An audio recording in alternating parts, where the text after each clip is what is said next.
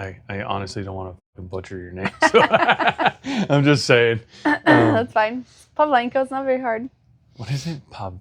Pavlenko? Mhm. I thought so, but you know. You just pronounce every letter you say. You're fine. Tucker, I love you. Go play. He's so cute. All right. Well, welcome to episode number 2 of the podcast. I'm Collier, and our guest today is Yana. So introduce yourself, please. So my name is Yana Pavlenko. I'm going on my 5th year of real estate. I've known Collier since day one. He's been nothing but great, very educational, very smart guy. Someone to lean on for sure if I have any questions. So I'm excited to be here and talk with him a little bit more about this industry. So one of the things that is fascinating about this industry is that a lot of people have kind of a romance or fantasy of what real estate really is, right? So, I mean, for me, I actually remember back in the 90s, a real estate agent in my neighborhood who drove like a BMW 7 Series, always wore a suit. And all I thought was, you know, this person just has all this money. I didn't even know what he did. And then one day I saw him at a coffee shop and I said, "Hey, can I ask you, what do you do for work?" And he said, he's a real estate agent. And so for, 30 years, that was kind of sort of what I thought of it, right? They just, all of them must have been rich, right? Not true. Just want to point that out. If you're a real estate agent, there's a good chance you're not rich, but the goal is to be, right? Just like for everybody else. What did you think real estate was supposed to be like before you joined? So it's funny that you brought that up because the show Selling Sunset came out, which I'm sure you've heard of and a lot of people. I was actually getting my license as I was starting to watch that show. And of course, everything is pretty and, they look at these luxury homes and they're dressing all nice and, they make it look like it's so much fun. Let me just tell you, it is not luxury. It is not fun. It's actually a lot of work, a lot of stress. Clients are not all that fun sometimes to work with. Some are nice, some are a little challenging. But yeah, I actually still have people reaching out to me asking me like, "Hey, how do you like real estate? Should I do it?" And I'm like, just make sure you have a second job to support your real estate career. That's all I have to say because it is not cheap. It is not easy. And you're right. You do not get rich doing it. Not to start, maybe in the, future sometime. But I know real estate agents that have been doing this for, 30 years and they're doing well, but I can't say they're rich. You know what I mean? Well, I think one of the things that a lot of people don't understand is that there's no paycheck. There's no clocking in. There's no 9 to 5. There's no health benefits. There's no, I don't know. There's nothing to it that's similar to getting a 9 to 5 job where you punch a clock and you get a guaranteed, paycheck every couple of weeks, right? We've all had those jobs. I would definitely suggest that you have either a year or two worth of savings or you have a support system, right? If it's a partner, spouse, parents, I don't know, whatever the support system is for you, I would recommend you have one, because if you get started and you have nothing, no support system, I truly think that's probably why most agents fail before their first renewal. Like I thought about bowing out in the first 2 years and I had a support system, right? So, we can say that we're self-made, but truth be told, it takes a lot of people to help pull something off, like starting a new career, getting one started. So I just think a lot of people don't understand. They think you go to work somewhere and you make money. Mm-hmm. Not like you normally do. This career is not a guarantee. And in fact, I would guarantee, if anything, it's the opposite of a guarantee. Absolutely. I've had so many listings I've put on the market, spent hours and days traveling, doing pictures, and that all comes out of your own pocket. And sellers make crazy decisions like I changed my mind or take it off the market. I'm going to remodel it. Come to find out they ended up renting it, before you can get it back on the market. And you spent time, gas, away from family, away from events, trying to make this dollar that it's never going to be made. And that's the thing about real estate. You can have an offer and you're excited, your house is pending. Next thing you know, they come back out of, the transaction. You're like back to square one.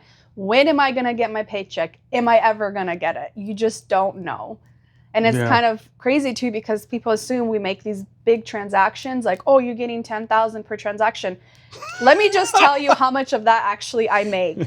Almost zero to nothing after paying fees, brokerage fees, taxes, your renewals, all the monthly, things that come out of your bank account. You're really left with nothing. Well, not only that, but let me tell you, it was, 4 months between those $10,000 paychecks. Exactly. And you have to stretch that $5,000-$6,000 you got. Right. Which is why I'm saying if you don't have a support system, it could definitely be hard. Mm-hmm. Now, at the same time, I don't know. It depends on the personality of the person, right? If you don't have a support system and you start something like real estate, maybe that's what you need to kick your ass in gear and like I don't do the hard things, right? Mm-hmm. I just know that when it comes to a support system, it goes beyond support systems at home. It really goes to what kind of support are you getting at the firm that you're with? Because a lot of people think that real estate agents are somehow by themselves. I know when I got started, I had clients think that I owned the company, which is strange because, we advertise our firm's logo and name. And then you dress like you own something. We use our, right. Yeah. I own the clearance rack. But the perception the public has can be vastly different than reality, is what my point is. And people would think that when you're a real estate agent, that you own everything, but we do and we don't. I mean, I hate to say this, but it's kind of like a pyramid thing where we have to hang our license at a firm. It's law. Like, we can't just open our own firm when you get a real estate license. So you have to get a license, you have to hang it at a firm. And believe it or not, we actually pay the firm to allow us the luxury of working. Right. So when you go to work at like a corporate job, then they pay you for showing up. We actually have to pay our firm to show up. It's a little weird, little backwards. It takes some time to get used to. Well, it was funny because when I was looking for a firm to work out, somebody mentioned to me, the firm doesn't interview you, you interview the firm because you pay them.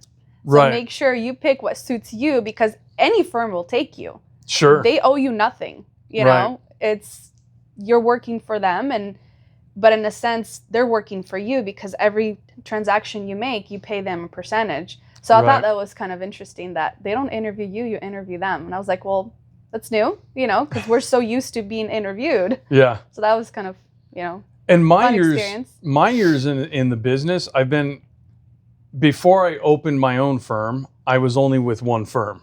But I interviewed with all the big top firms in my area before signing up with the firm that I was with for 6 years. Mm-hmm. And I will say that it's the old saying, you get what you pay for. I know a lot of agents that nothing concerns them more than how much are they paying the firm? How much do they get to keep, right? And I will say for some models, you can pay a lot and get very little. Mm-hmm. For other models, you can pay less and get a little bit more. But 9 times out of 10, I think you get what you pay for. So if you're going after your low cap or low fees because you just think that that's going to be better for you, just keep in mind that it's a little bit, you get what you pay for, in my opinion, right? And I think the model of the firm and agent relationship is in need of overhaul, right? There's got to be something changed in order to make it worthwhile for everybody. I don't know. I've had my struggles being at a firm and opening my own firm. I am now trying to tackle the same struggles because it's just a part of the industry. And some of those struggles I'm trying to navigate so that I'm not like every other firm. And I don't know about you, but have you had struggles with that firm agent relationship or ideas that could be improved on? So I get where you're saying, and I totally agree with you. I think the firm needs to implement more how to build the agent's business more than how to build the firm. I agree that you do get what you pay for, because lower caps means less resources for agents to utilize in their industry. With newer agents especially, we need to build our sphere, we need to build our clientele, and if the firm is not helping you grow in that, you're just not going to grow, and there's no way for you to support that firm financially when you're not closing any transactions. So I believe that as a newer agent, you can find that middle ground where your fees are not too low to the point where you're not getting any resources, but they're not so high that you have to back out of the industry because you're not making any transactions, because some firms do have monthly fees that, you know, on top of everything else we already have to pay for, those fees can add up pretty quickly. So I do know there are firms that only take caps and very small fees every month that are manageable. And then there's firms that take no monthly fees, but again, your resources are very limited to what you can learn in how to grow your business. My personal experience with the firm I was at, it was great. I did interview a few other firms. The managing broker would take 7 days to reply to me, which I thought was crazy, because I'm like, if I'm in the middle of a transaction and we have timelines, I need you to pick up your phone and call me now, you know, or answer to my text today, not in 7 days. So the firm I went to, they picked up the phone, they met me same day. I was signed before that other managing broker even replied to my text, which I thought was crazy. And their fees were like 10 times higher than where, you know, I was at. So I was very impressed where I was at. The one things that I wish they did implement more was, how do we grow our business? Where do we get our clientele besides our sphere? It was talked about a little bit, but I just wish it was implemented more. Yeah. Especially as new agents, we don't know what we're doing, you know. There's a lot to learn on top of contracts, negotiations, timelines, you know. On top of that, you're like, where do I get clients? And the thing is, which is crazy to me, is when you get your real estate license, I'm just going to say something. It doesn't teach you anything about how to be a real estate agent. Not a damn thing. Nothing. It's just law, vocabulary, and math that we literally never use. Yeah. I mean, I'm in the same boat. When I first started, I went through 90 hours of clock time, right? So I get it. It sounds like a lot, but it's not a lot, right? So 90 hours is, you know, a couple of work weeks, right?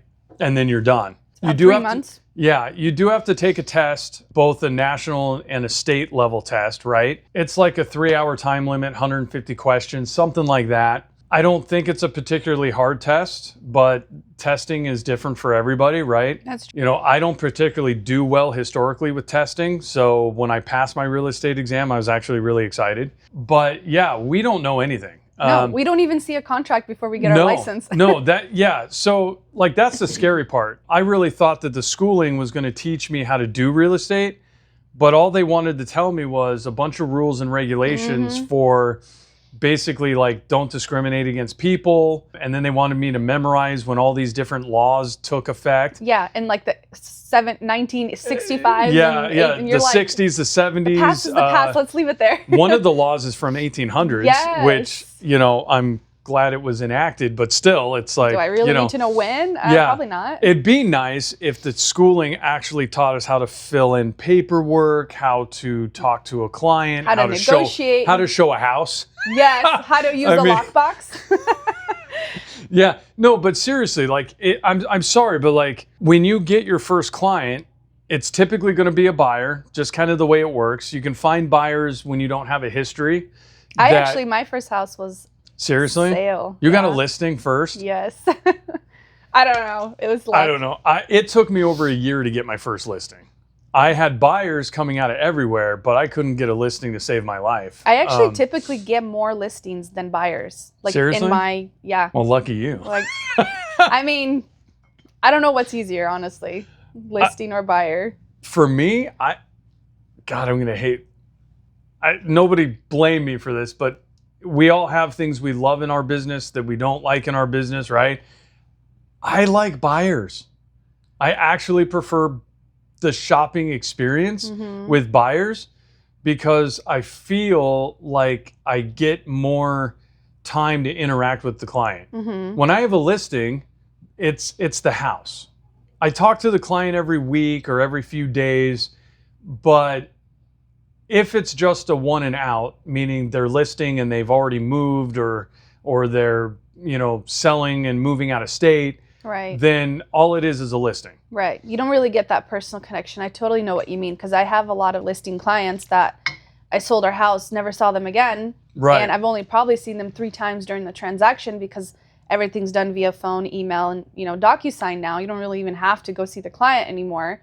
Versus with a buyer, you're touring so many homes, you're doing inspections together, you're doing the 3D walkthrough before closing, you go to the closing, there's a lot more interactions with them versus with a seller, because when inspection happens, you're not there.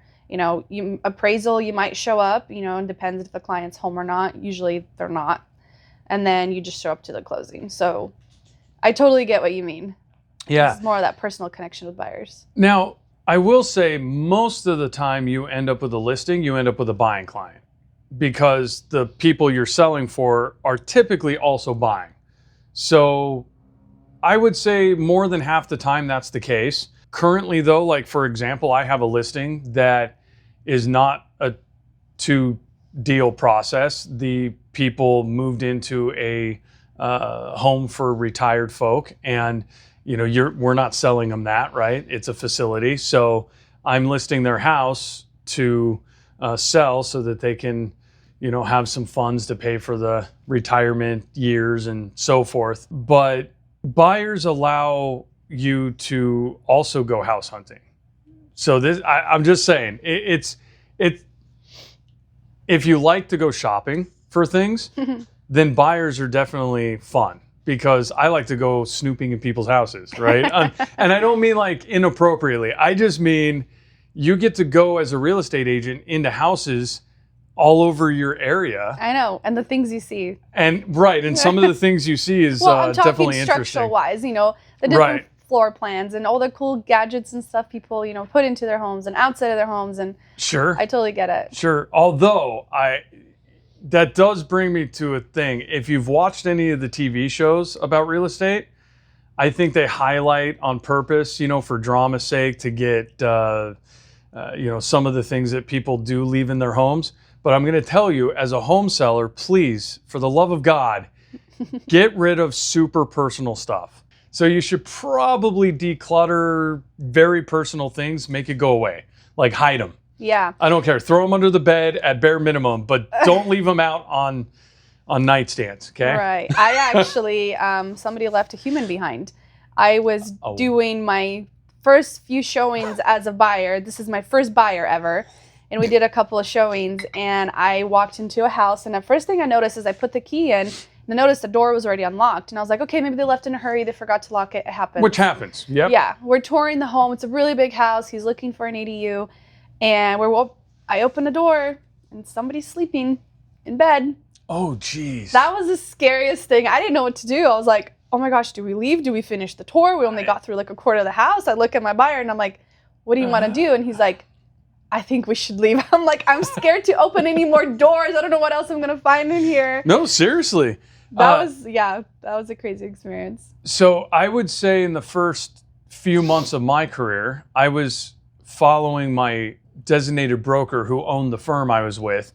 And we show up, and we're there like, 45 minutes before the open house kicks off, right? You got to put your signs down the street. You got to make sure windows are open.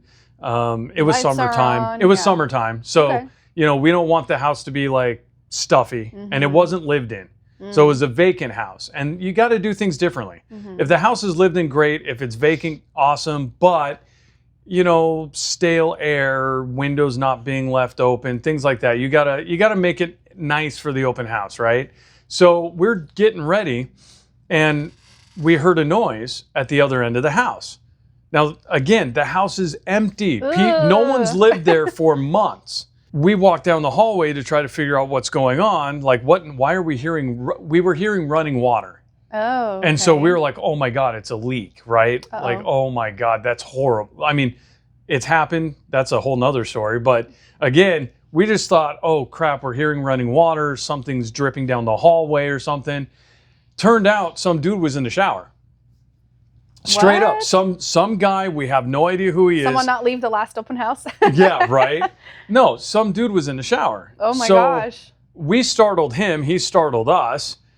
We go back out to the kitchen area, and my broker's like, I mean, yelling, not at him, but like yelling so he can hear us. Like, what are you doing? And he's like, I needed a shower. And we're like, who the hell are you? Right. And he's like, landscaper. And we're like, she's looking at me. I'm looking at her going, I didn't call a landscaper.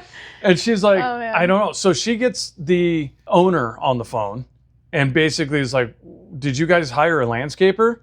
They hired a landscaper without telling us, right? Oh. And that's, again, your communication. Like, your owners will do things without you even knowing. Yeah. And then... Well, they're thinking he's going to be outside doing his work. Did they know he was going to go take a shower? Probably not. So one of the things that happens a lot is agents don't know how to lock doors. Yeah. Right? So you open the doors, your clients walk through, they open the back door to go see the Don't garage, lock it, the house. Yeah. The clients aren't going to lock them, so we have to lock up after, right? So basically the guy said the back sliding door was open. He was doing some landscaping, and apparently, which, look, I'm just going to tell you, like, it's weird. It's odd. You're a landscaper outside. I don't know how many times you just go in an empty house and take a shower, but Right. but he felt like he should take a shower for some reason, and that's what he was doing. Now, luckily, that's all it was. But there's also been horror stories where people run into burglaries and violent things. So, like, it's also not. There's some elements of danger to our job. It's not really publicized. Well, that's the one thing they do teach you at the real estate exam is be careful. Oh, yeah, they did teach that. Yeah. Yeah, they did teach that. But, I mean, we're in an industry where people expect us to drop what we're doing on a dime's notice, show up at a strange location that we've never seen or been to before to meet a stranger that we've never seen or met before. Right. And you expect us to just never have any issues, right? Plus open houses, you never know who's going to walk through there. Well, they're open to the public. Right. And, I mean, it's the public. Yeah. So, I remember when I first got my license, I did Zillow leads. Don't ever do it. Waste of money. And super expensive, but I would meet random people all the time. And usually now I work more with my sphere, referrals, you know, I know who I'm dealing with, but these are just random people calling you, want to see a house. And I was always like, oh my gosh, I'm a girl and I'm meeting these men. I don't know where, who, what. So I would always call my husband. I'd send him the address I'm going to. I'd send him the client's information. I would have him on speakerphone. And if I felt like I was safe, so if the guy shows up with a daughter or a wife, I would just hang up on him, let him know I'm okay. But I'm just like, if I ever get murdered, this is where I am, because it is pretty scary. yeah. And I always try to do open houses with lenders too, because you just never know, especially in this winter time. If you're doing an open house, on a Friday night and it gets dark fast and. Yeah. That's an interesting topic of real estate, is that there is some elements to it that aren't so great beyond the actual job, but it's what the job requires sometimes lends itself to some interesting situations. I mean, I remember doing an early open house, and I had a very interesting person come through the house that, it's something set me off. Like I don't know, your gut instinct, your feeling, the spidey sense, right? Whatever it is, it's just something rubbed me, right? And I'm like, but I have to be polite. I've got all these people roaming around this open house. I've got kids. I've got, I think when the guy came in, there was probably 2 or 3 various groups of people in the home. And part of our job is to also watch the house. So we're responsible for, exactly. We're responsible for the house while we're holding an open house. So you don't just stay in the kitchen or the living room and be a statue. You got to walk around. You got to talk to people. You have to learn and figure out when do you shut up? When do you keep talking? But seriously, you have to learn, because you're open to the general public and there's all sorts of different personality types. You don't know if they're having a good day, a bad day. maybe their husband or wife drug them to an open house and they have no desire to be there. Like, right. It's really weird what Definitely you run have to read into. people. Yeah. But like this one guy, he was one of those people with no bubble space. Oh, I got too close? Dude, he walks up to talk to you and he's like right here. Oh. Like in your, like 3 or 4. I can't deal. I don't even like, no. Like, no, I don't want that, right? So it just set me off. It's like, no, too close. That's like, funny. you know, and how do you tell someone like, hey, you know, back up like 10 feet, you know? So I'm just like, it just weirds you out. But I will say, when I opened my firm, it actually is one of my first topics of that I'm trying to address is agent safety. Mm-hmm. Not because our area is dangerous. So like, I don't want anybody reading, like seeing this and going, oh my God, your area is dangerous. It's the whole world, right? You can be in LA in some mansion and have not so great people. And you can be in a small little town of 3,000 people and have not so great people, right? It's just a universal thing. I'm choosing to say things carefully, but I'm fairly certain that it's really close that 2/3 of all real estate agents are females. And if I'm not mistaken, there tends to be a higher victim rate of females in our industry at open houses and tours. You know, so I take the agent safety seriously. And it doesn't matter if you're a female or a male. I want to implement the same steps for everybody, because even a guy can have a bad, horrifying experience at an open house. But I think one of the best ways to do it is to have a universal schedule. So like when you're doing open houses or you're showing homes to buyers, having a way for the firm to have that recorded somewhere, like on a calendar or some kind of schedule, right? Because at least we'd know where you were supposed to be on a Saturday afternoon or morning or a Thursday night. Do you as a broker have access to like a line showing where we book our showings? So no. Wow. This is kind of the thing is, if your firm is trying to, or an agent is trying to address an issue in real estate, there's not a lot of alignment or connectivity with the resources that we all use every day. So I don't have access to, as far as I know, I don't have access to the back end of that software to where you could see all the users and all of their schedules and all of their addresses. Somebody will, of course, like at the company, but at the firm level, I can't see the back end of that. So I don't know. What I'm working on is creating a universal internal system that I don't know how to make it work yet, but I want to link it to what our agents are doing so that it shows up like on a master calendar so that we can, every agent could view it, right? Like it's not just for the firm or me, it's for everyone. Now, I will say our showing systems do have a setting on the app to where when you open a lockbox, you have X amount of time to click a button that says you're safe. Right. And if you don't click it in a certain amount of time,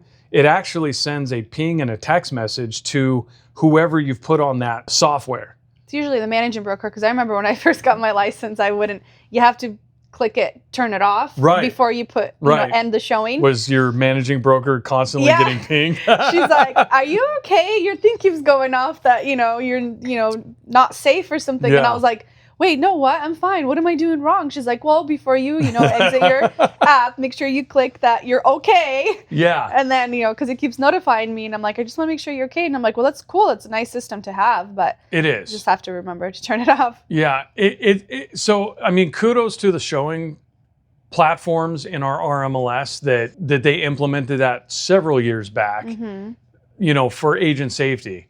But at the same time, how many agents are using it? Probably none. Right. I turned mine on because my wife was actually wanting to know where I would be, or she wanted to be notified if something wasn't right. So my wife was actually my contact on the app. My husband works way too far away to even, I'd be dead by the time he gets here. No. But, our resources that we use as agents, some of them have taken steps like that app, right? And you can't imagine what they could do to try to implement agent safety sort of policies and systems, because again, they're just a showing app, and right. What responsibility do they have? So kudos to them for doing anything at all. But I want to make it an internal system that's actually used by all the agents. And again, I'm not trying to track performance and scold people if they don't, it's nothing like that.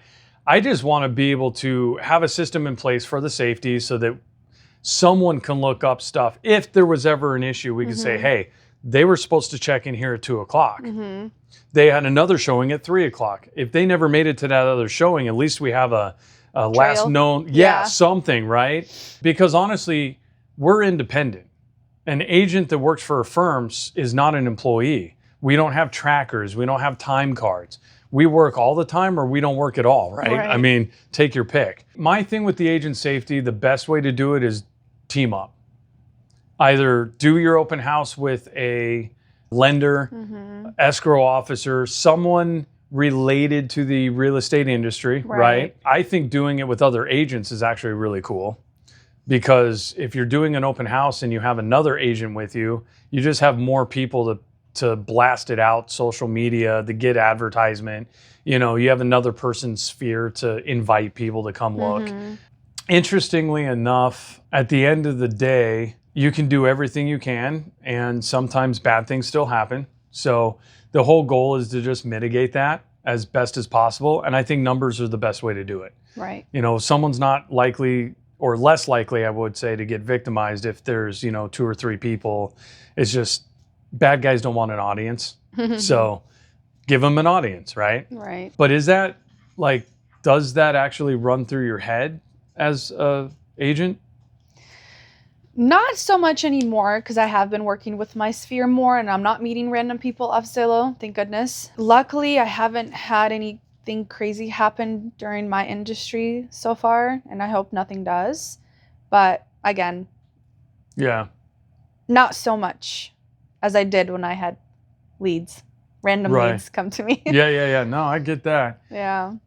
No, I get that. The other thing too, and I learned this early on, is if you get a random call, because again, we are, I don't know, it sounds weird to say, but we're kind of like public figures. Right? We put our faces, we put our names, we put our phone numbers out there because that's how we get business. Right. So, I will get calls from phone numbers we don't know. And a lot of times they're spam, because I will say in this industry, oh my Lord, the minute you get a real estate license, every single person wants their hand in your pocket. Oh yeah, they want your money. 100 times. They want you to advertise here, do this, pay for this. People call you with a service hey, we can offer you leads, we can do this. I recommend that people don't do any of that. No. I don't think it's worth your time, your effort, your money. No. It's just garbage, all trash. I did all of it. Don't do it. Stick with your sphere. Stick with people you know. Stick with your old coworkers, your Facebook followers, your Instagram followers. That's really the only way you can do it. I mean, I was really surprised when I got phone calls when I did from the sphere, because you'd think, I'm a new agent. There's so many other real estate agents out there. Why are they picking me? But here I am. I'm doing it because I am on social media. I am posting. You can see I'm working. They have the faith in me that I can do it, and here we are doing it. So don't pay for the leads. Don't pay to meet strangers you don't know. Yeah. I mean, referral base is the best way to do business. And it takes time. So you've been in it 5 years, you said. I'm going into your fifth. Yeah. And I'm going into, I think, 7. And I mean, I want to say, when it comes, so this is a good segue for what is it really like to be an agent financially? We have several $1,000s a year in fees and dues that we have to pay just to hold a license with an MLS. Yeah. with a local association. And then of course you got your broker fees, right? So what we pay our firms that we work at, right? And so when you think about it, you're thousands to, depending on where you're at, tens of thousands of dollars just for the privilege to sell real estate, right? And then you still have taxes and insurance. Like there's a whole lot of stuff. You don't get health care. So if you don't have somebody at home with the health care being provided, then, and you got to buy it, now you're paying really high premiums because it's just you trying to get health care, and that's expensive. So it's a whole nother ball of wax. But I think my first year, I'd have to look it up, but I made like $23,000 or $24,000 in my first 12 months. And I am fairly certain that's below the poverty line. I actually went negative into my first year of real estate because I was paying for leads that never paid out. So I'm telling you, don't do it. Yeah, it was rough, but it was a good learning curve. I mean, if you don't try it, you don't know. Yeah. So just don't try it. Learn from my mistakes. Well, if nothing else, like save yourself the money that all these other people want to get into your pocket. That is really the thing. People think we are all filthy rich because, oh, maybe you made $10,000 or $15,000 on a purchase or a sale. I'm telling y'all, man, 3, 4, 5 months in between those checks, you're making less than minimum wage. I know. If you split up how many hours you're actually doing and nobody gets in trouble for me making less than minimum wage either. Absolutely not. Like if you go to work for any company, fast food restaurant, what are you paid? Like $16 to $17 an hour in our state? Something like that, yeah. Right? My first year, I made like $5 an hour if I really think about it. Like it was ridiculous. It's not as glamorous as people think. I probably in some way torture myself because I love doing what we do. Like I would not want to go do anything else. I absolutely agree with you. Because there's something wrong with my head. Okay. But I could not imagine doing anything else ever. And I kind of wish I would have found this when I was in my 20s. Because imagine, 20-year career. We all know where those people are. Right. But I will say the one thing that I'm always thinking about now, because I am approaching older, age, if you will, there's no retirement. Yeah, I think about that all the time. Do you? Oh, yeah. Because my parents are at the age where they're ready to retire, and they're like, hey, Yana, can you look into how much I'm going to make if I retire? And they always have 3 brackets. If you retire early, on time, and a little bit later. And I'm sitting here like, I'm either going to have to work forever or I really have to step up my game and open up some kind of retirement because I have been self-employed my whole, adult life. I went from one business to the next, and now I'm in real estate. I don't think I probably have like maybe 10 W-2 forms ever in my life, So I probably have about $3 in my retirement with the government. But yeah, that's definitely something, again, I feel like needs to be discussed as real estate agents. We got to look out for our future because we think now we're doing, this and that and everything. Life's great. But when you get to 60, 67, whatever, it's going to hurt, because I know there's so many real estate agents out there that are in their 70s still doing real estate because they probably didn't plan ahead, It's possible. I mean, I personally don't plan on retiring. Oh, God, Collier. No, I know, right? Yeah. I'll make sure to kick you to the curb. You guys are stuck with me forever. No, but like, I don't plan on retiring because I have this whole thought process that if you stop doing things, you die. Right? Like, I don't care if you're 45 or you're 95. If you just stop getting up every day and doing a routine, if you're not working, you might as well just give up, right? That's true. I don't get it. I totally agree with you. I'm just driven that way. Like, I just want to work. My wife has to force me. You mean you don't want to go on a cruise for a whole month? No. Come on, Collier. That's what you do when you retire. Have you ever seen Dateline? No. I want to make it back. I'm the husband. Like, I'd be overboard. I'm not going on a cruise. Oh, I love cruises. It's a funny joke. I'm not even playing. You didn't know this, but like, it's a joke. My wife so desperately wants to go on a cruise, and I legitimately tell her, not happening. Why? This place is amazing. We love cruises. listen. He actually just asked me yesterday. He's like, "Would you go on a cruise for a month?" I'm like, "Yeah, if I didn't have to work, let's go." It's so much fun. See, I have a fear of being in the ocean. Well, I do too, but as long as I'm not in it, I'm okay. Well, yeah, but you're in it. No, you're in it in a boat. It's a big boat. Okay, listen, seriously. This is what my head does, okay? Think about this. You're in a tin can with a shitload of other people, and I hate germs, so that's problem number one. But then you're in the middle of an ocean where you can't even see other, I don't know, land masses. Right. If that ship has a problem, you've seen the Titanic movie, right? Yes. I don't want to be that. Well, if you go in the Caribbean, you're not going to hit any icebergs. Okay, you'll be fine. Oh, but there's all sorts of reasons boats have problems. I don't want to be stuck in the middle of an ocean on a tin can that's not floating. Do you ever fly? I really try not to. Okay. I also don't like flying. I feel bad for your wife. we have flown places, but I prefer to stay on the ground. So drive. So right? A short flight for you? I mean, a couple of hours, from here to Arizona or something. But I did a New York flight, and that's 6 hours one way, 7 hours the other way. Yeah, that's long. Yeah. I need liquid courage or something because I'm you don't even drink. No, I don't. But I get really, really nervous, and I just can't. I can't. Bit of Xanax. Yeah, I can't calm down. I just am always afraid of. Listen. I get it. You're 30,000 feet in the air. If something happens, where are you going? There's no parachute on my back. It'll be a fun ride before you hit the ground. Oh my God, no. So I do know we were talking earlier too about retirement and stuff, right? So a lot of successful agents that I know who have either been in the business a long time or they own a firm or whatever you want to call it, a lot of them buy real estate properties, right? Rentals, small apartment complexes. They usually have a portfolio of real estate, which makes sense because we're in that industry and we tell people to invest in real estate. Right. So, it's a lot easier said than done because, again, you got to make a lot of money to be able to buy real estate and then rent it out. And I mean, it's not, it's not easy. So for me, my retirement looks like not retirement.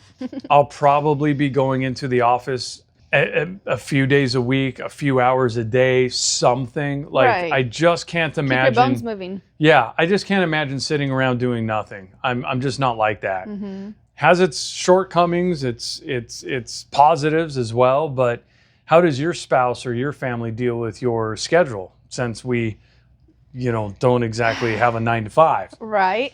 It can be really tough. I got 2 kids at home. I have 6 and 3, and luckily they're good kids. And I do take them to showings sometimes, especially if it's, friends and family they're familiar with. They love touring houses with me. Do they? Oh, yeah. Oh, they love it. I mean, why not? They go into houses they've never seen before.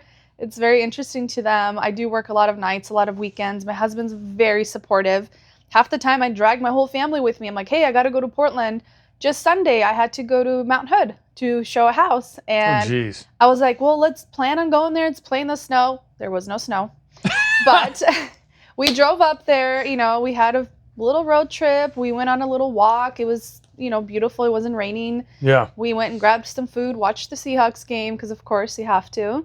The kids ran around and we went home. I mean, sometimes it's just part of the experience, too.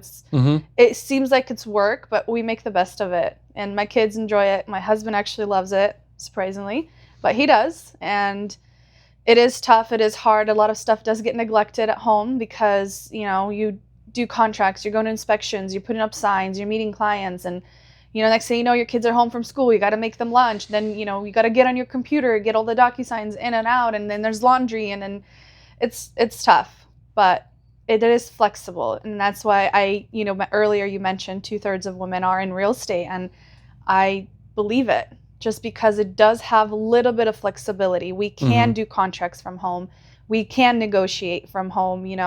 We can do most of our, listings at home and negotiations as you're cooking dinner or folding laundry or, whatever it is. explaining to people, like, hey, 35 hour came in, let's brainstorm, what are we doing? And a lot of times you don't have to leave your house. And if you do go show one house to a client and, again, someone you're familiar with, put your kids in the car, hand them their tablets, I'll be back, give me 5 minutes, or, you drag them with you. It's doable. And I think it is harder for women to be 100% into it versus men, because I feel like, men, they have that opportunity to go to work at 9, come home at 5. They know the wife will take care of A, B, C, and D, as we do. Sure. And versus a woman goes, okay, I can do this, but I have to do A, B, C, and D, to maintain my household. So I feel like there's a lot of successful women, but there's a lot that are just trying to do this to, get by, that little extra income here and there, for luxury and travel and whatever else. Yeah, that makes sense. I mean, my experience, I got into real estate after my kids were already adults. So, for me, I'm able, and I consider myself fortunate. I'm able to focus as much energy as I can or I want on the business, right? My kids are 30 and 27. Don't mess this up. They're going to be watching. No shit, right? It's okay. They'll forgive you. 29. Yeah, 29. So 30 coming up, and then 27. So I'm able to focus a lot of energy, a lot of time on the real estate, and yet I still end up dragging my wife with me sometimes because, again, I mean, we might, let's say we go to church and we've got to maybe run to a Costco or something, right? I've had clients call me and they've said, oh my gosh, I'm at this open house right now, and can you swing by and help us? Well, of course. Yeah. I'm like, I look at my wife and I'm like, hey, you type this address in the GPS real quick. We got to make a pit stop. Right. And not having someone supportive at home is going to be a major problem. Absolutely. Because if you're out shopping and something like that comes up, we have to be there for our clients. Now, we can set boundaries and we can have expectations of stuff if you do that, if you set it right. But at the same time, especially early on in my career, oh my God, if somebody called me, I was like, oh, I have to work. And, you just make it happen. So yeah, I drag my wife with me. She'll wait in the car, Absolutely. And then you're gone 20, 30 minutes. It's time sensitive. You never know what hits the market, how fast it's going to go. I just had a listing, and, this is a slower season for us as real estate agents, the holidays. And I had a listing and it sat for 27 days. Tons of showings, tons of people at open houses. And I'm just like, it's a great house. Yeah. I'm surprised it sat for that long. But literally, all in the 1 week time frame, I got 3 offers. Jeez. Literally 3 offers. One was cash, one was two are identical almost. And I was just like, what took you guys so long? 27 days. But that's what it is. I got my first offer. I texted the other agents, hey, we had an offer. I got 2 more, but those 2 that have been looking at the house since it hit the market just waited too long. Yeah. If they really wanted it, they should have written it right away. That's the thing, is why we drop everything to go meet our clients, because you just never know how fast it's going to go. 100%. And we can't be like, oh, let's wait till Monday or Tuesday. Yeah, we're going to go today. Unless obviously I'm who knows where, but we try to call other agents too and, ask for assistance, like, hey, I'm on vacation, I'm in Mexico, my client wants to see this house. I don't want him to miss on it. We've been looking for a very long time. Can somebody please help me show them the listing, and, I can always write an offer from here. We never leave without our computers, I'll tell you that. I have not left without my computer in 7 years. Yeah, it goes everywhere. Camping, airplanes, boats. I mean, it goes everywhere. It doesn't matter. My vacation routine, not that I take one. Clearly. I have. I think I've had like 1 or 2 in 7 years. But like my vacation routine, I get up super early. I am one of those 4:30 a.m. type people. No alarm needed. I just don't sleep. But my wife will sleep in, right? Yeah, me too. and I mean, I'm talking like 9 o'clock in the morning sleeping in, which to me is like half. No, but I've already worked half the day. You're like, I'm already done with half my shift. So what I do, we go on vacation, I bring my laptop. Obviously, my cell phone comes with me, right? So you can always reach me there, and I can do a lot on the cell phone. That's the other thing. way back in the old days, oh my gosh, you had to go into an office, you had to, I don't know, they used to fax things. Right. If anybody out there knows what a fax machine is, I do. Many people don't anymore, but it used to be this thing. But now we're mobile.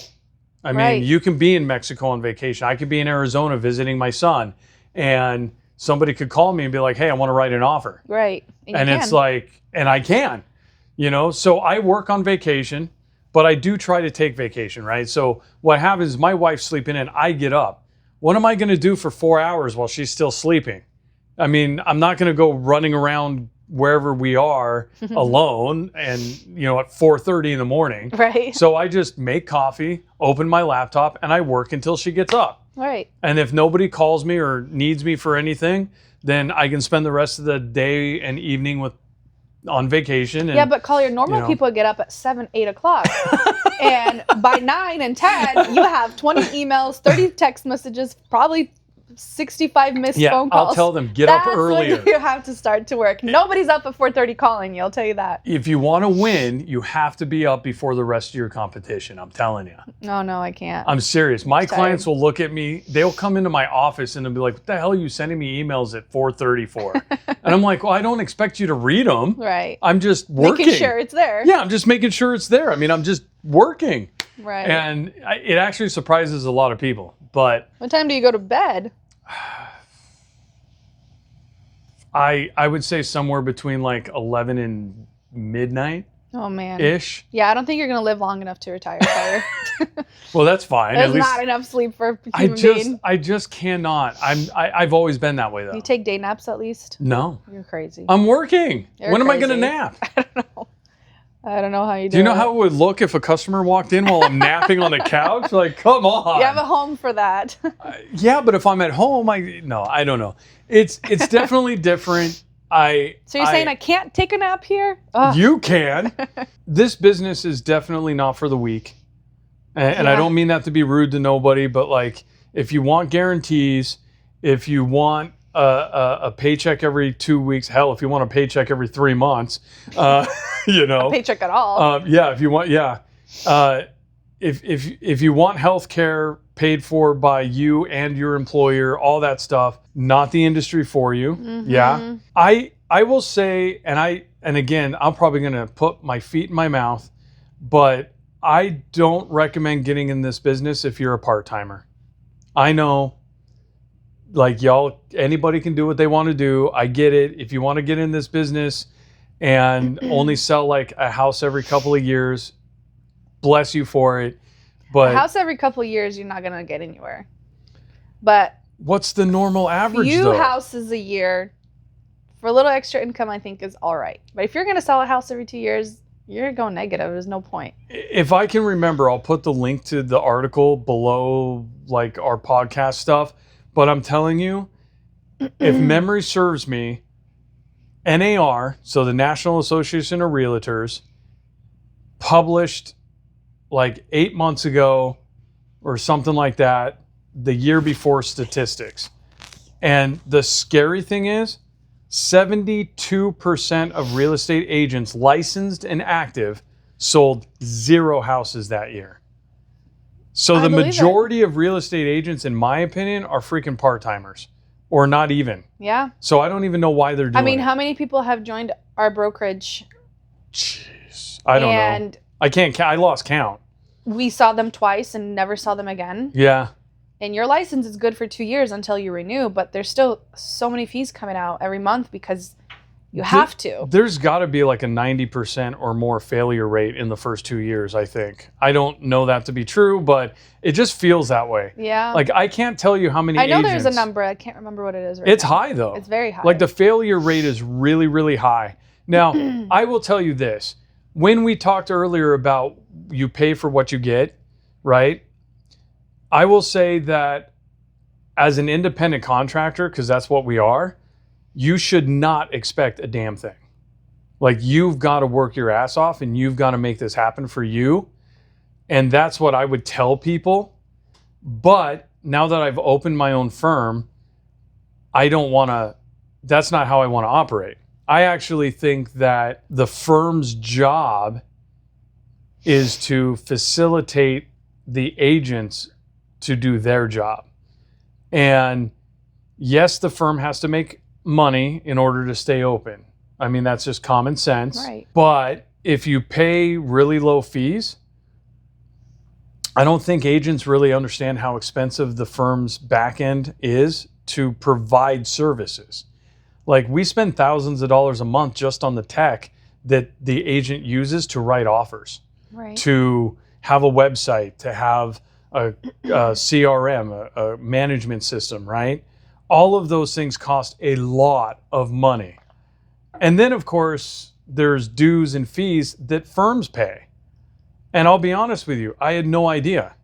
We have fees that we pay, Right. but when you open a firm, I'm still paying my fees. 10 times more fees. Yes, and now the firm has fees. Right. I'm paying twice Mm-hmm. for the same thing. And so it's expensive. And while a firm might try to keep their costs low, you can't have 100% of the firm if the agents in the firm and the firm aren't meeting somewhere amicable that makes financial sense. And it really is about the money. I mean,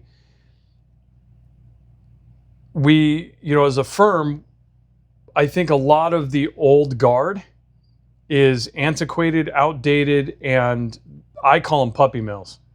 They'll have 300, 400, 500, 2,000 agents, all paying a monthly fee, all paying a cap. And if you look at that statistic, 72% of agents sold 0 houses in 12 months. Those agents are paying a monthly fee to somebody as a firm. Mm-hmm. And if that firm's got thousands of agents or even hundreds of agents, they're making a crap load of money every month. But their agents, what is the firm giving that agent? Right. Right? I think it's bullshit. Absolutely. You know? I never liked corporations, and reason why I never went to a big firm. I just feel like you're just another number on their books. And they're not going to care. Like you said, they have 20,000 people. They don't care. Money's coming no matter what. I think working for a smaller brokerage where you can get personal, we can all work as a team, grow each other's business, help each other out, because our money is going to support the firm, and we know if we can do that, the firm will support us too. Yeah. I mean, it's a symbiotic, I hope that's right, symbiotic relationship, right? Like, Don't ask me, I don't know. We need them, they need us. Right. I mean, a firm doesn't have any agents, it's not a firm. Absolutely. But if a firm doesn't exist, we don't have a place to work, because our laws are set up that way. We can't work and sell a house without a firm. And honestly, the firm needs agents because that's how the firm makes money, right? I would say there's pitfalls and advantages, right? There's disadvantages, the big companies. There's also advantages. Like, I'm not going to lie. Early in my career, I lost listing appointments to some of the big brands because they've been around for 20, 30, 40 years. They've got worldwide brand recognition, and your average person out there will know who they are. Yeah. They may not know the name of an agent that works there, but they know the brand. Right. And for a small firm to compete with a big box, it's hard, okay? Because everything's so expensive. And if we don't have 2,000-3,000 agents in a region, all paying monthly dues and caps, then how do I pay for marketing, podcasting, social media? How do I pay for, to get that brand to be recognized by the mass public when you don't have, a $1 million a year advertising budget? Right. Right? I mean... Well, that's when us agents come in too, making sure we're advertising ourselves to advertise the firm. And that's another thing that should be implemented, and, working as a team. Yeah. To build each other up so we can build the name. See, and that's, I think what you're hitting on is probably... I don't know, maybe it's the crux of the issue. I think some firms look at themselves as different than their agents, or agents don't connect with their own firm. I mean, I don't know like, we're obviously not name dropping firms because like there's an ethics commitment and things like that. And I'm not trying to badmouth anybody. There's positives to big boxes. Don't get me wrong. There's positives to local small agencies. There's also disadvantages for both, right? You said a disadvantage to a big box for you personally, you don't want to be a number.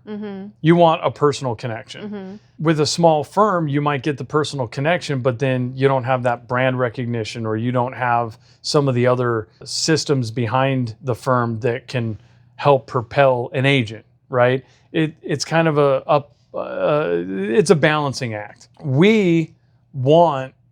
At our firm, we want everybody to be a cohesive unit. And I get it. It's going to be weird, right? We're all independent brokers. We're all 1099 for people that know what that is. And the firm can dictate a few things, but by and large, agents work their own hours, their own schedule, charge what they want to charge. I mean, that the idea that there's a standard fee out there, for example, is bullshit. As a firm, I can't tell you what to charge. That's against the rules. Right. So you can charge whatever you want.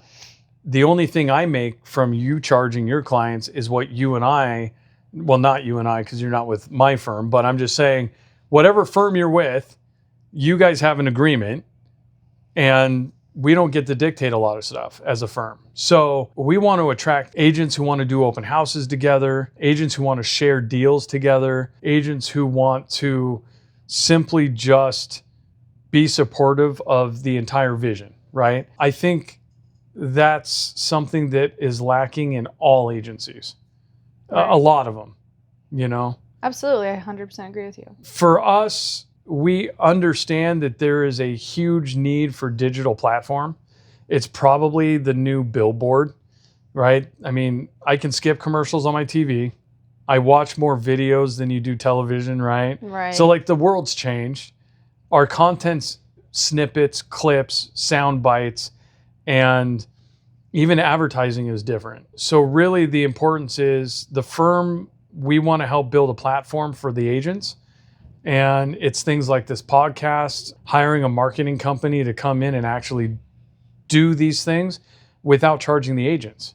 Like this is something that firms really ought to be investing in, is invest in helping your agents actually become a brand. Right. If your agent becomes their own brand, it's not them against you, it's them with you. Absolutely. Right? But I think it's too much the other way. I'm not sure, but that's kind of the vibe that I get a lot, is that it's the firm and the agents aren't a team, but it's weird because we need each other. So yeah, 100% agree. And I just wish more agents, realize that. But there are some agents that you mentioned, this is not a job for part-timers. Yeah. For some, it's just really what it is, Right. and they don't care to grow, and they're content where they are, or they think they're doing so good that they don't need you, but everybody could always be doing better, Yeah. And if you can find a firm that can help you get there, why not? Yeah. No, I agree. I mean, I full-heartedly agree. Even as an agent myself, I've had other agents from other firms do open houses for me. Me too. Because kind of nice. I don't want to see other agents, even at other firms, as competition. I think there's plenty to go around, and I think that working together is ultimately going to be a win-win for everybody. Right, because when I do open houses on my listings, I'm not there looking for buyers. I'm there to find a buyer to sell my listing. Right. So I feel like when other agents are doing open houses on your listing, it's beneficial to them because they're actually there to buy. But, being a dual agent is kind of frowned upon. So I'm not there looking to find a buyer and be a listing agent. Right. I'm Right. most 99% sure I'm going to refer that client to another agent because I don't want to be in that dual agency. Right. So, having other agents at your listings, at your open houses, is so much better than you Absolutely. sitting at your own open house. Absolutely. Except for the fact that you do know more about the property than that agent will, but there's not something we can't ever help with. You have questions, reach out to me. Yeah, 100%. 100%.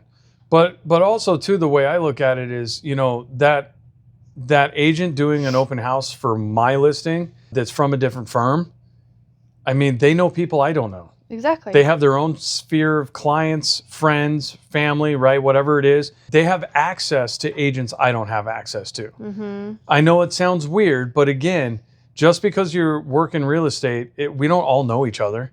No. I mean, there's so many of us. There's like 14 or 15,000 registered agents in our MLS. I won't know most of them. Right. Okay. So at the end of the day, it's like a new agent every transaction. Yeah, who are you? almost. Except for we know who produces and who doesn't. Because like if you're a producer, you actually end up doing a lot of deals with the same agents. Mm-hmm. It's kind of funny that way. And then occasionally you get somebody you're like, oh, who are you? Who are you? You know? But so it can be a small club, but it's also a really big pond, right? Mm-hmm. So it's very strange. But I want people to start looking at it like, hey, I don't care what firm you're at. You sell houses. We're a real estate agent. We are all on the same team. What's best, and honest to gosh, what is best for your client? Okay? If you have a listing, the best thing you can do is have more eyeballs on that house than just you. Right. So sharing it, having other agents do open houses, do things with your company is beneficial to your client. Mm-hmm. Because at the end of the day, if you fail to sell the house, you didn't even do your job. Right. Like your entire job is to sell the house. So if you don't do that, then obviously, they're going to go to somewhere else and then they might sell the house, and it doesn't matter what happened. It's just you want to get more eyes on that house. More eyes is better. And honestly, if that means an agent from another firm does this open house and has a social media influence and things like that, go for it. Oh yeah. I know that there are firms that frown upon that. I've been told about that, and I disagree. I mean, I don't care what firm you're with. You're a real estate agent. You can sell houses. You can call me up, do any of my open houses anytime you want. We're all here to do the same thing. Close a transaction. But for our clients. Yeah. Like well, that. Who else? Well, no, but I'm just saying, like, I emphasize it a lot because if it wasn't for my client, I wouldn't have a job. Mm-hmm. Just like the firm doesn't have a job if I'm not working at a firm and I need a firm to work. I need clients to work. Clients need me to work, or they can't get what they want. Right. Right? If your client's trying to sell a house and buy another one, chances are they need the equity to buy. Mm-hmm. Right? So well, our client's goal is for us to close the transaction too. So right, we all just got to work together. I don't care where you're from. I don't care what you're doing. If we're in a transaction together, let's get to the finish line. Yeah. And that's why sometimes I don't understand when agents don't get along.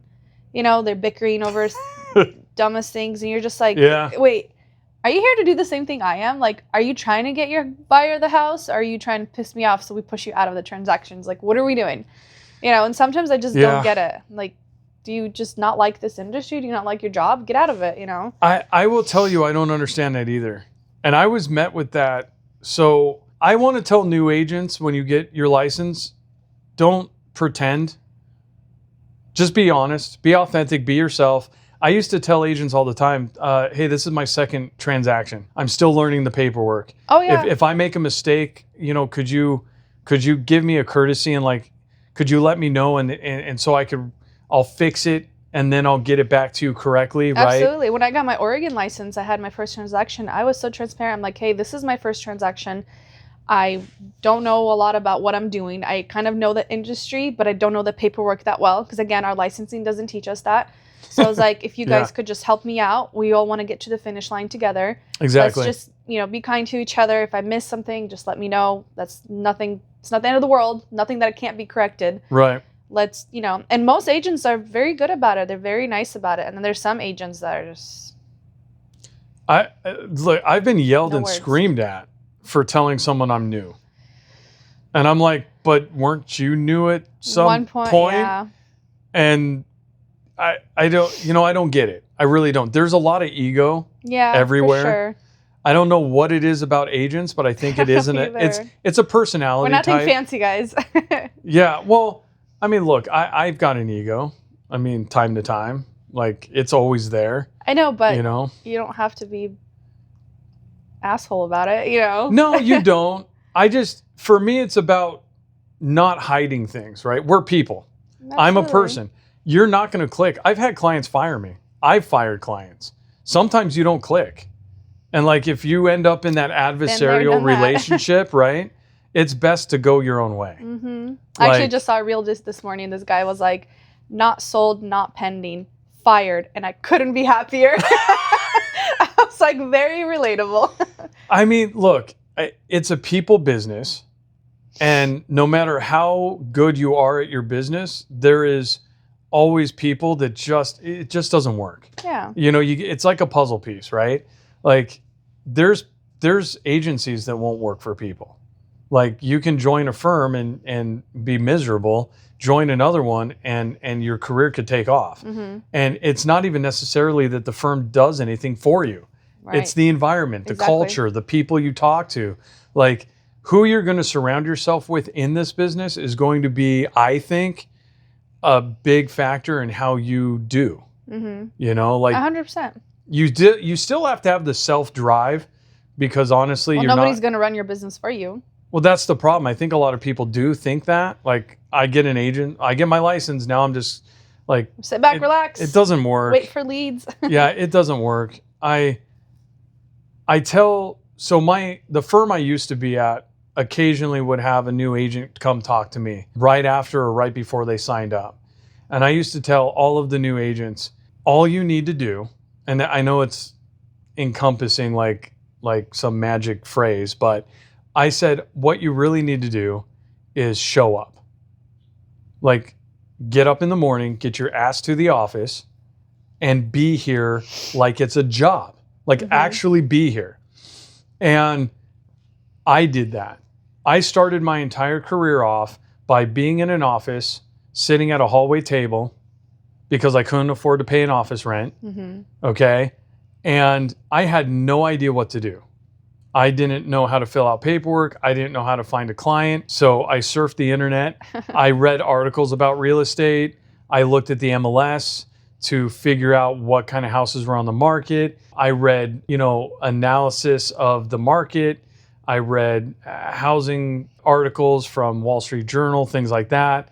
I did all this stuff, but I sat there. I was there. What I gleaned from being present was I could hear other agents talk on the phone to their clients. I picked up on lingo and phrases. So important. Right. My broker would leave to go to a listing appointment. I just got up and said, hey, I'm coming with, yeah? And she'd be like, you know where the car is? So do that, right? You know the agents that I can't remember who the hell they are? They showed up twice. They came to a meeting, right? And then a year later, I don't remember who they are. Right. They haven't sold a house. They haven't, why? I think it's because they didn't show up. Absolutely. I've had walk-ins. We have, almost 30 people on the roster and 5 show up, to those meetings. And those 5 are the only ones that produce. And it's like, why? Because we show up. I think so. 100%. I mean, it's that way at big box firms too. They'll have 400 or 500 agents, and you get like 30 in a meeting room. Right. So those are the same 30 that show up to events and socials and probably have a dozen sales every year. Oh yeah. Right.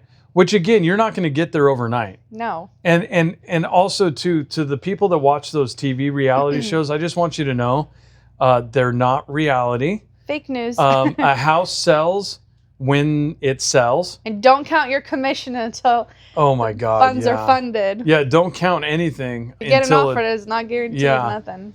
I just, it's a tough business. It's a good business, but I think you get what you make out of it. And if you don't make anything out of it, then don't be upset. It just wasn't for you, I agree. But yeah, so at the end of the day, interview firms. Find one that fits with what you think you want. And to all the other firms out there, pull your head out of your ass and actually help your agents. That'd be nice. Okay.